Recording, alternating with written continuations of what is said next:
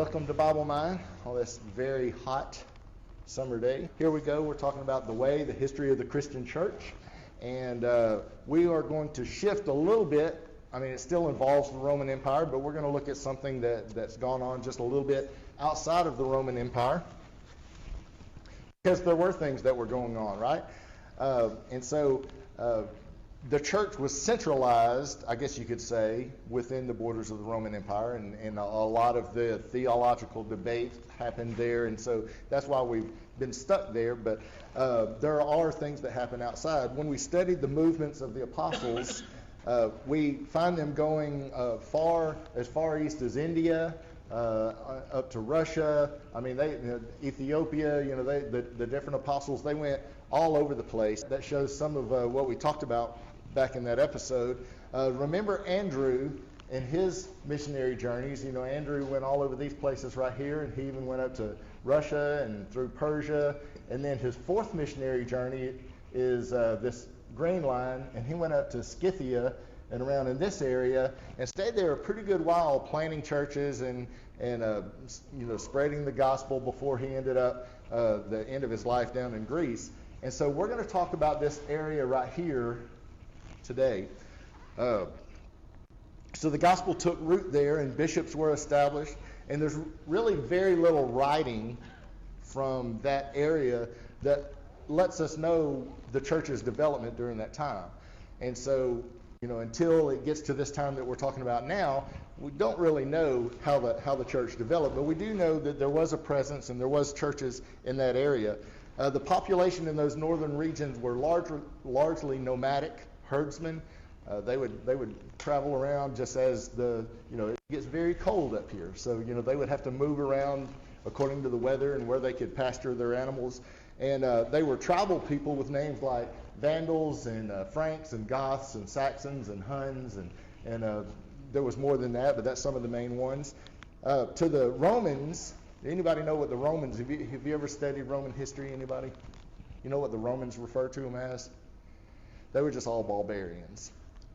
Okay, so don't matter what their name was, you're a barbarian. So if you study Roman history, it talks a lot about the barbarians did this and the barbarians did that, and this is what the barbarians did to help overthrow Rome. Well, to the Goths, they're not barbarians, we're Goths, right? We're Visigoths. Now the Visigoths, they were in the western side. The Goths were kind of divided into two groups. The Visigoths were on the western, the Ostrogoths were on the eastern side of the Goths. There was a man by the name of Ulfilas. Ulfilas, which actually in Gothic really means little wolf, is what that name means. He was consecrated as the bishop to the Gothic Christians. Ulfilas was ordained by the Bishop of Constantinople, and at this time, remember our seesaw of Arian bishops here and there in Constantinople. A lot of their bishops for a long period of time was Arian. Well, the bishop that ordained Ulfilas was Arian, and Ulfilas was also Arian in his theology. So he was of this belief that Jesus was like God, but not himself one with the Father. But regardless of this point of heresy, Ulfilas was successful in growing the church. So he goes up into those northern regions and plants churches and starts growing congregations. But there arose some persecution even in under one of the Gothic kings and rulers. And so he worked for 7 years among the Goths in the north of the Danube, and then he led his congregation to Moesia, which is now part of Bulgaria, and with the consent of the Arian Roman Emperor Constantius II, if you remember his role. So when Theodosius came to power, what do you remember about Theodosius? He was a good Orthodox Christian, except for the fact that he killed everybody in Thessalonica. He had the one hang-up where he liked to kill people that didn't agree with him. But in the end, he repented and was a better person. Anyway, this is this Theodosius.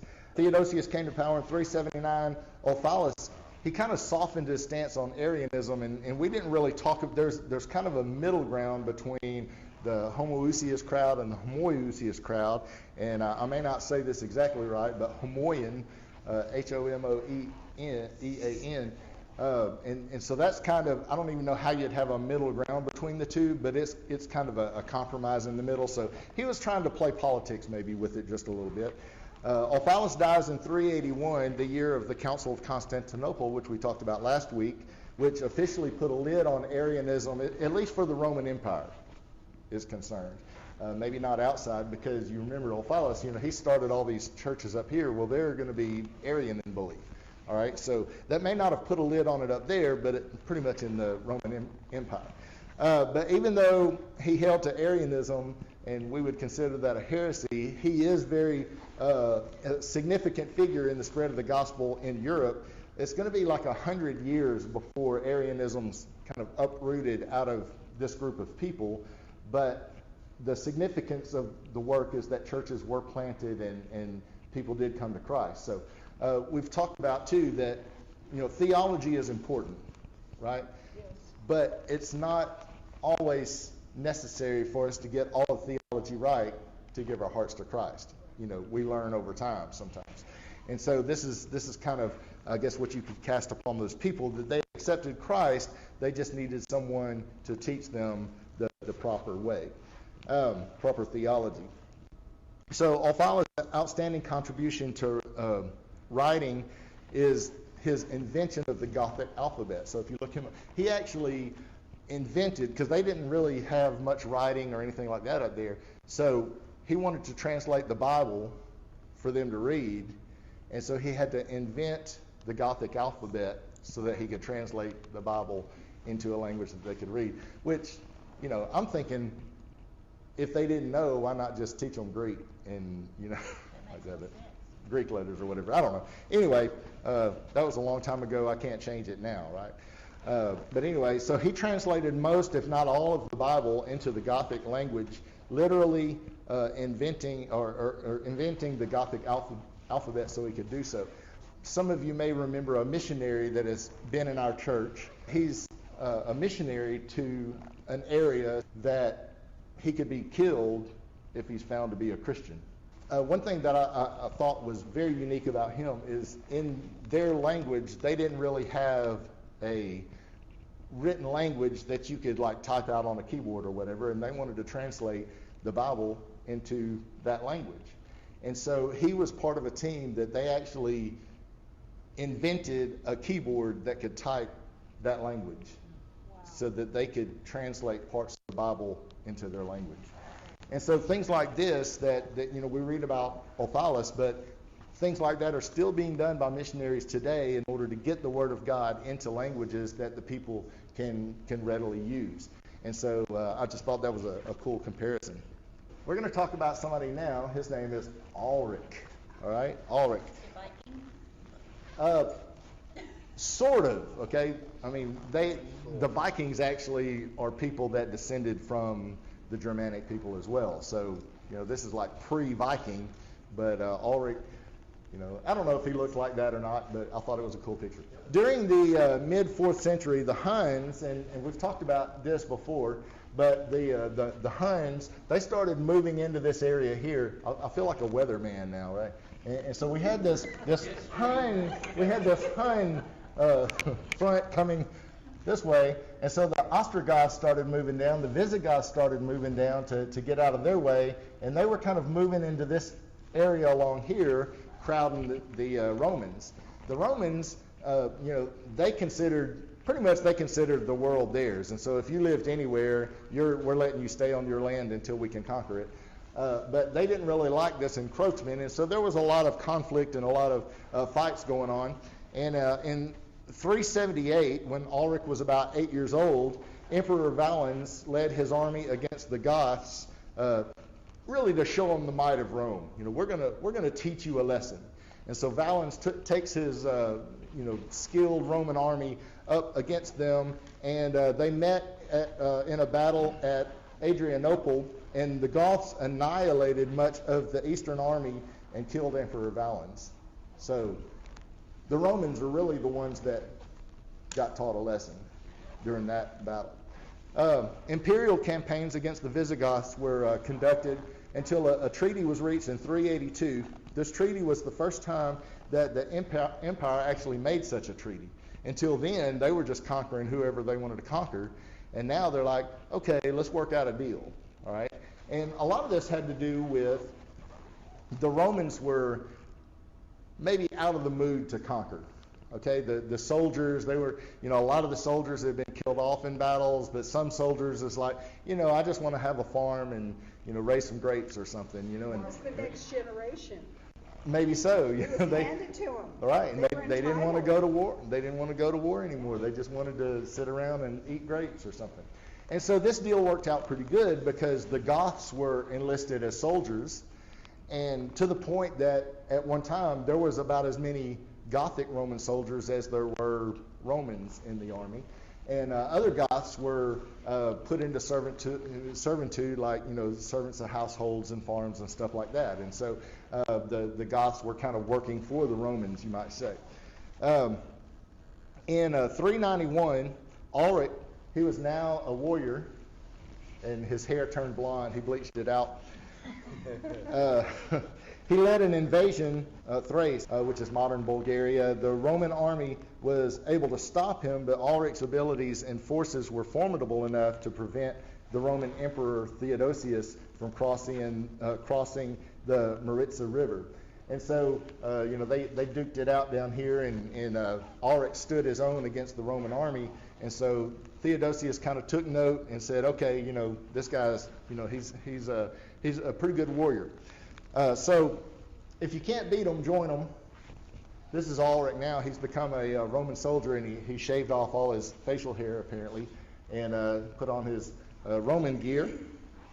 And so by 392, Alaric had entered the Roman military service, which coincided really with a reduction of hostilities between the Goths and the Romans. So they're getting along a little better during this time. In 394, he led a Gothic force that helped Emperor Theodosius defeat the Franks. Alaric lost about 10,000 men in this battle, and really did the job he was sent to do at a great cost.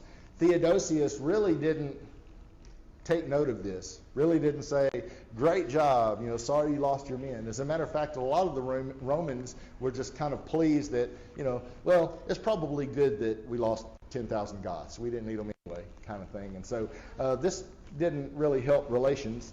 Theodosius dies in 395, and the Visigoths declared Alaric their king. And so now he grew his facial hair back out, as you can see, and he's king of the Visigoths. By this time, Alaric was well educated. He was fluent in Latin and familiar with Roman life. He began to encourage the people not to live as servants of the Romans. Go out and be your own person. You don't owe them anything. You don't have to live under their tutelage or their mastership. Go out and do your own thing. And so, and really, it wasn't Alaric's nor the Goths' intent to take over Rome. That's never what their intent was. In some ways, they were tired of being nomadic sheep herders or whatever. The closer they got to Roman civilization, hey, this looks good. We want to do this. And so they wanted to just kind of come in and be part of that society, even though it was shunned by the Romans. So they wanted to live prosperous lives, but the Roman provinces treated the Gothic people pretty harshly. So Alaric sent letters of protest to the emperor, and the emperor just ignored them. Yeah, we're not too worried about this.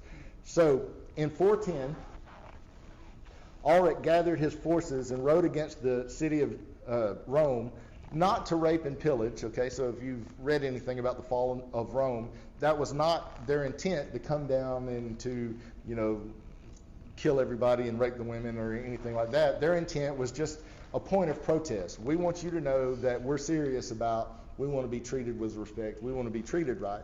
So he comes down with his forces, and as he rides through Italy, no one opposed him. As a matter of fact, some people even welcomed them as they were coming down. And so this kind of tells you a little bit about what was going on in the climate around Rome. Now keep in mind, during this time, the palace and most of the governing of Rome had moved where? Constantinople. And so Rome was kind of second fiddle now at this time, and the Roman Empire was kind of split east and west. The Roman side, they still had an emperor, but he was subject to the one in Constantinople was like the main emperor, and he was like the little emperor kind of thing. And so Alaric comes down, and he comes up against there. And there was a 5th century Christian writer named Salvian. He wrote this. He says, "I tell you that the poor have been so robbed and downtrodden that many of them seek refuge with the enemy. They seek among the barbarians a Roman mercy because they cannot endure the barbarous mercilessness they find among the Romans."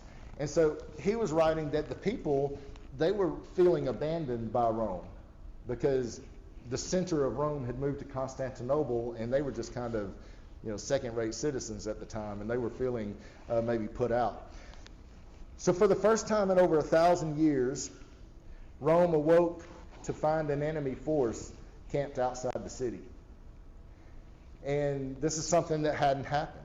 I mean, nobody had been able to get to Rome because they had been that dominating for 1,000 years. Alaric's demands were actually pretty reasonable. He wanted land for his people.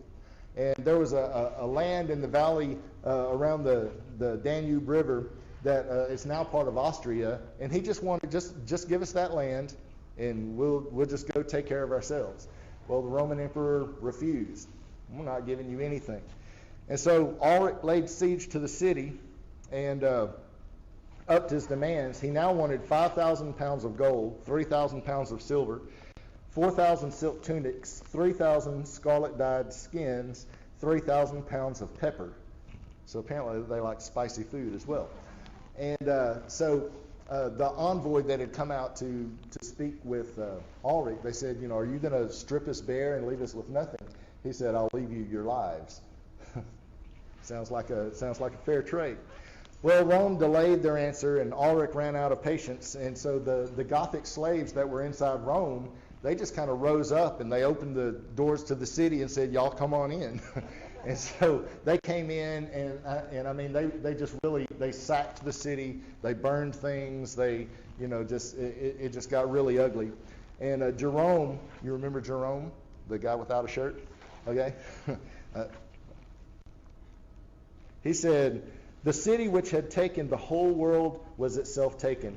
Nay, more famine was beforehand with the sword, but few citizens were left to be made captives. Then he quotes Isaiah 15:1 and makes a comparison really of the siege of Rome to the siege of Jerusalem. And then goes on to say, who can set forth the carnage of that night?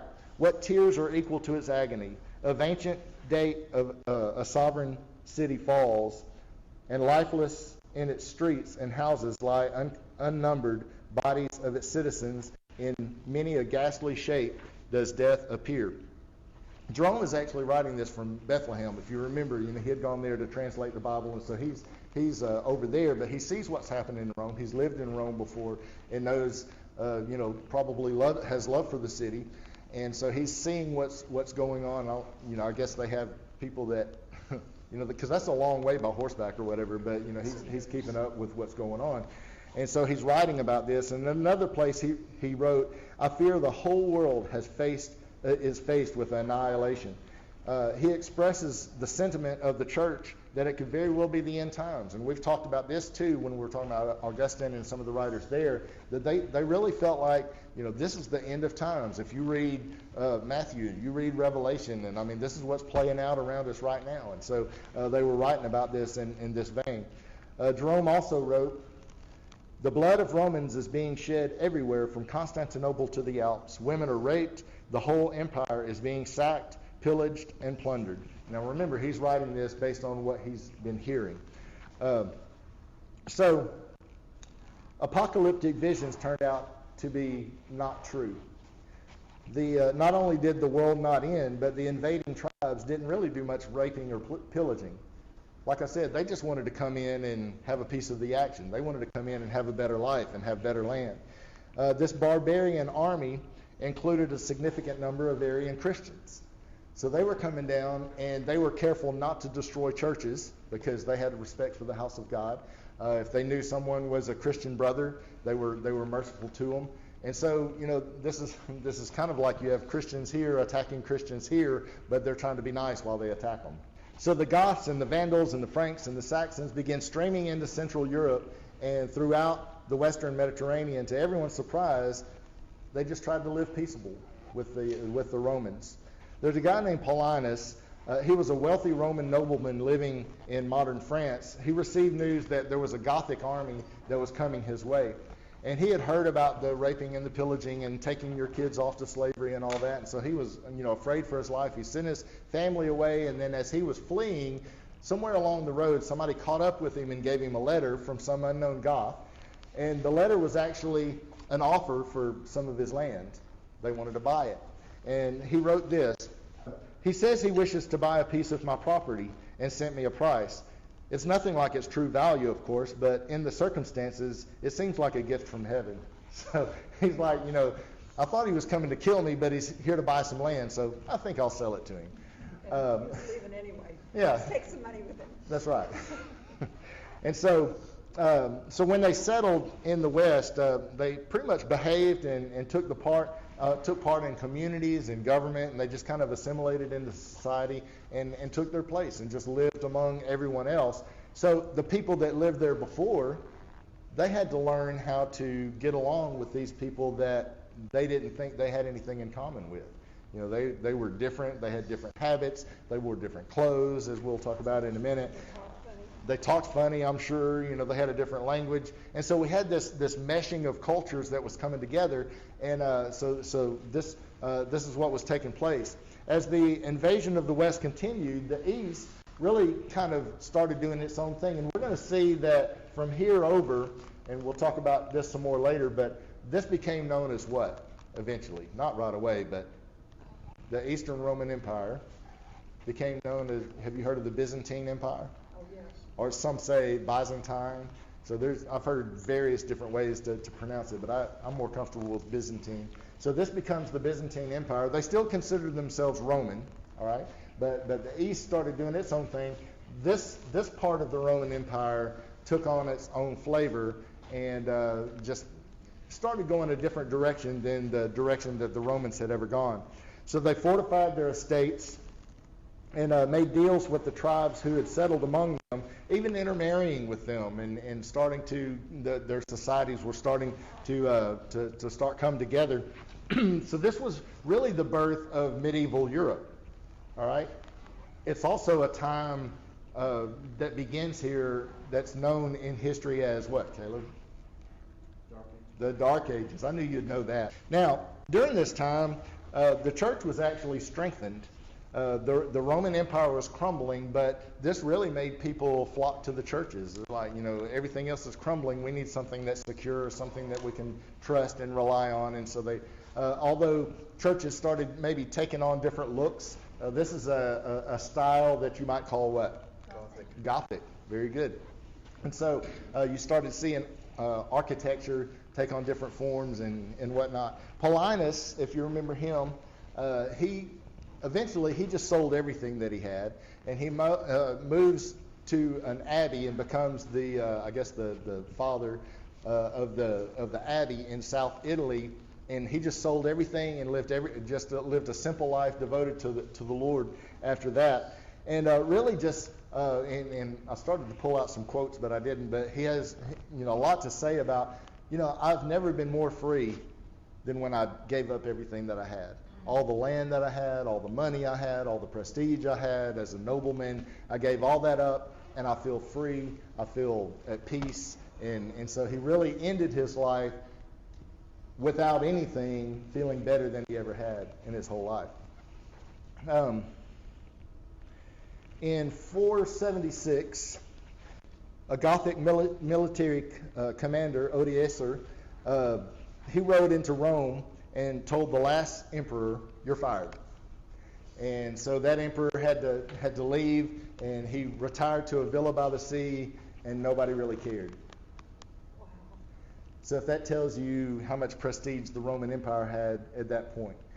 And so he kind of took over for a little while, and it went into more of a time of back and forth and unrest. But the last Roman emperor, his name, this one that retired by the sea, he was a young guy. This is a representation of, this is an actual picture of him.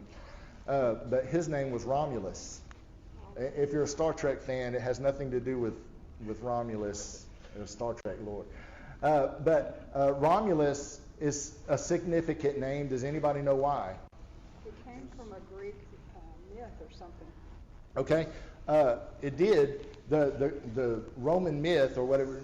Rome was founded by a brother. There was two brothers, and Romulus. And Remus. And Remus, Remus right? and Romulus. The myth goes that Romulus had killed his brother Remus and started this. He basically started the city of Rome with the walled city and all that. And so that was the start of the Roman Empire. Was this at like 700 and something BC? And so here we are, about 1,200 years later, and the Roman Empire goes out with the Romulus just like it came in with the Romulus. So that was kind of interesting that it bookended that way. The Vandals made their way to North Africa around here. If you remember when we were talking about Augustine and how he actually died as the Vandals had surrounded his city and had him under siege, and so that's kind of how he went out, knowing that the Roman Empire that he knew and wrote about and served had crumbled around him. The Vandals were largely Arian and set up churches. In 533, Emperor Justinian of the Eastern Empire, he reconquered North Africa, and that was pretty much the end of the Vandals at that time when Justinian comes back around. We're going to talk about him in a couple of weeks. The Angles and the Saxons streamed from North Germany and Denmark into Britain. Anybody know what we kind of know the Angles and the Saxons? They were the ones that went to British Isles and Right. became the English. And we know them as the Anglo-Saxons, right? And so that was those people that went that way. That's what those invaders were called. The Goths settled in several areas, including Slovakia and Spain. The church found that it didn't need the Roman Empire to prop it up. That's interesting. You know, sometimes we think that we need our government to endow us with certain liberties and certain freedoms for the church to survive. God doesn't need a government. God doesn't need a person. God doesn't need any specific thing to prop his church up. Because we can see that God can use anything under the sun to move his kingdom forward. And so the fear that they had about these new people and these new tribes and everything flooding in, it was really unfounded, right? God was doing a new thing, and they brought something else that was, you could be pretty grateful about. They brought pants. You remember we talked about that? So we talked about that when the week of Augustine, because the Vandals come around. Well, the Germanic people, they wore pants, and so we can be thankful for that. As people, we're natural flockers, aren't we? We flock together by a lot of different things, and there's nothing wrong with that. You have golfers, they like to get together and talk about golf. You have crafters, they like to get together and talk about crafts. Gardeners, you have gardeners, they like to get together and talk about gardening. Sports fans. You got sports fans, you got people on their phones keeping up with the game, and they'll get together and they'll talk about the score and all the great things that happened. And so, we like to get together, by all these different groups. And these are not bad things. It's natural for us to want to get together in these ways. But where it strays is when it becomes exclusive. In other words, I can't associate with you, Todd, because you don't play golf with me. And you say, I can't associate with you because you're not a gardener, or this and that, right? And so when we make our groups exclusive, then it can become dangerous, and then it can be outside of what God has ordained. Jesus faced this in his time. It's not anything new to 20 and 21st century. The Jews, they hated Samaritans, right? So you had the Jews, you had the Samaritans, and they were polar opposite. And we won't get into that whole debate about what they were and what they believed and all that, but even to the point of hating each other. And Jesus did crazy things. Jesus was a Jew, but he would tell stories and parables, and the Jewish people in the story would be the bad guys, and the Samaritan would be the good guy. You'd think he would, do that totally different if he wanted to stay in good favor with the Jews. The Jews were, if they had to go from the northern part of Israel to Jerusalem, say, and Samaria's in the middle, they would cross the Jordan, and they would come down the other side. They wouldn't even go through Samaria. But what did Jesus do? He went right through, and he would even stop and minister to Samaritans, because he was there to break down the barriers and break down the walls. The Jews hated tax collectors, did they not? But Jesus chose one to be a disciple. As a matter of fact, he even told a parable about this Jewish rabbi who was, or priest who was praying about, how righteous he was, and in a bad way. This guy was self-righteous, but who was the good guy? The sinning tax collector that said, Lord, I'm a sinner. And so Jesus was intent on breaking down these barriers. In Romans 12:18, it says this: if it is possible, as far as it depends on you, live at peace with everyone. We live in a world that don't know this scripture. Nobody wants peace. Everybody wants their own way, and you got to have it my way. We're guilty of that too. If you don't vote my way, then I need to tell you why you're wrong. If you don't believe in theology the way that I believe in theology, we need to have a discussion about that, because obviously you're wrong. But Paul's saying, in light of all of this, and he lived in the Roman world where there was all these different factions at war with each other, that he said, as much as depends on you, live at peace with everyone. Now, I like that he put that in there, because sometimes it doesn't depend on you. There's sometimes that people express so much angst towards you, you can't change them, but you can control how you react. You can control your ability to love them in spite of the way that they come at you. The Christians in the Roman Empire had to learn to live at peace with their barbarian invaders, who happened to be actually Christian brothers, just a little bit different theology, right? And so these brothers from the north, they were Arian in theology, but they still had to find a way to get along. The church hasn't always really done well with unity. Even the studies that we've done so far, hadn't there been a lot of fighting over words and over just a lot of different things, because you're not like me, or I'm not like you, and so and it's evidenced by, you're sitting in an Assembly of God church. There's a Baptist church right there. There's a Church of Christ and a Methodist, and so you have all these different denominations, and then you have some that they can't get along with anybody, so they call themselves non-denominational. We like our divisions, right? As a matter of fact, this isn't the only Assembly of God church in this town. There's 4 Assemblies of God churches in El Dorado. And so really, in spite of Jesus' wish for his people, his church, to be unified, we seem to excel at dividing, don't we?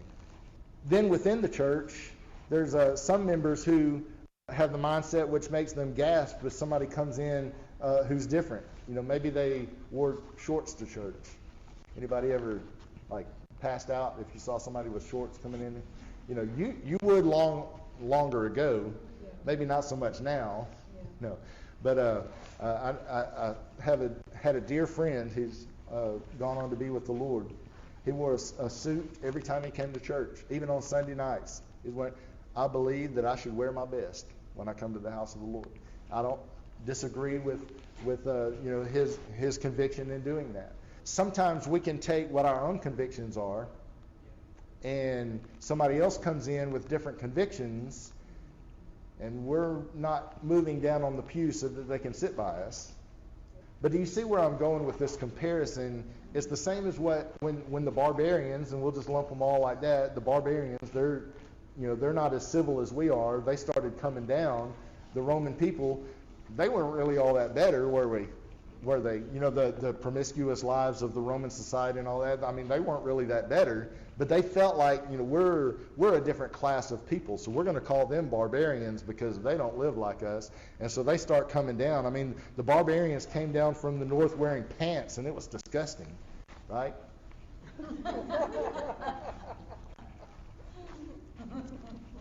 But I mean, what can you say?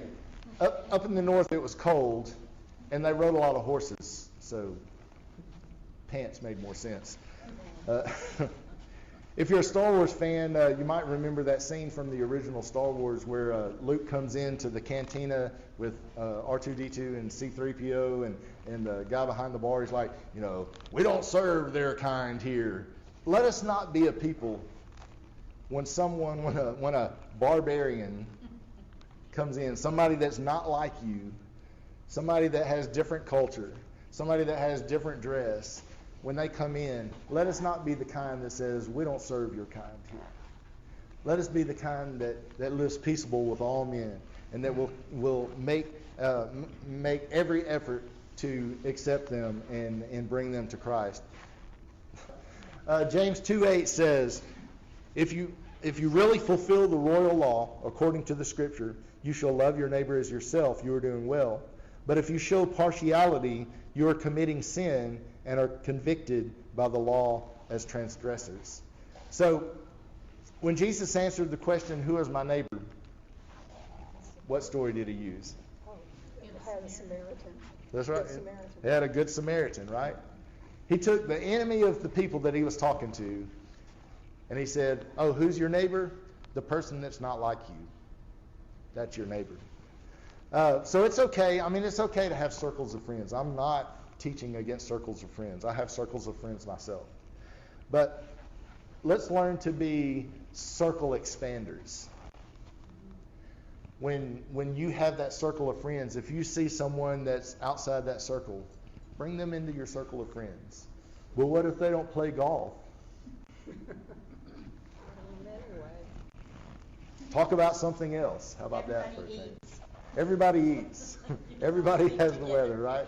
And so find ways to be inclusive. That let's be outward looking, because we don't know who God's going to bring through the doors. We had lunch today with a bunch of beautiful people that have recently started coming to the church, and they feel accepted. They came to this lunch today because they felt the love, and they felt all of you that have reached out to them and brought them in. And so let's continue to be that way. Terry and I had a short time when we moved to Dallas. I was going to go over there and get rich selling health insurance. And so that lasted 4 months. But when we were there, we were looking for a church. And so we went to this one church on Sunday morning, and we went to another church on Sunday night, and we were just going to go to a few different ones. So we went to this church called Carrollton Christian Fellowship on Sunday night. And so we were there. The pastor came, he talked to us a little bit, and then we had service. After the service, people just flocked around us and, hey, we're going to Burger King. You're coming with us. And, I mean, we didn't even get a chance to say no. And so we went out with them, and after that night was over, our decision was made. I mean, there wasn't anywhere else to go because we already had a circle of friends that were together. And that's what I'm talking about. People want to be wanted. People need to be needed.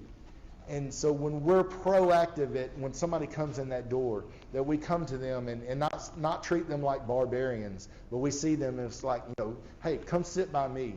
You might say, well, I don't know their name. There's a story I heard one time about this man. He was, told his son to get in the truck and drive to town, get some milk and bread or whatever. And the son, but I don't know how to drive a stick shift. He said, you won't be able to say that when you get back. So, if you invite somebody to come sit by you and you don't know them, you won't be able to say that when you get through talking to them. But let's be outward looking like that. Ephesians, and this is the last scripture I'm going to leave you with, Ephesians 4:1-6. I therefore, a prisoner for the Lord, urge you to walk in a manner worthy of the calling to which you have been called, with all humility and gentleness, with patience, bearing with one another in love, eager to maintain the unity of the Spirit in the blood of peace. There is one body and one Spirit, just as you were called to the one hope that belongs to your call. One Lord, one faith, one baptism, one God and Father of all, who is over all and through all and in all. There's only one God. We all serve the same God. So you may have different circles, you may have different friends, but we all have one thing in common, right? Besides food. Because there you could say, well, I like steak. Well, I like Mexican food or whatever, But we all serve the same God. And that can be a commonality that we can all share. Look around and see if there's somebody you don't know. I made there's lots of ways I make a fool of myself, but this one in particular, I walked up to a guy one time and, introduced myself and, said, is this your first time? No, I've been coming here about 6 months. But, sometimes you're on opposite sides of the building or whatever, and you don't see. But it's okay. I mean, that was a little bit of an awkward moment, but we survived it and it was okay. And, that's why it takes all of us, okay?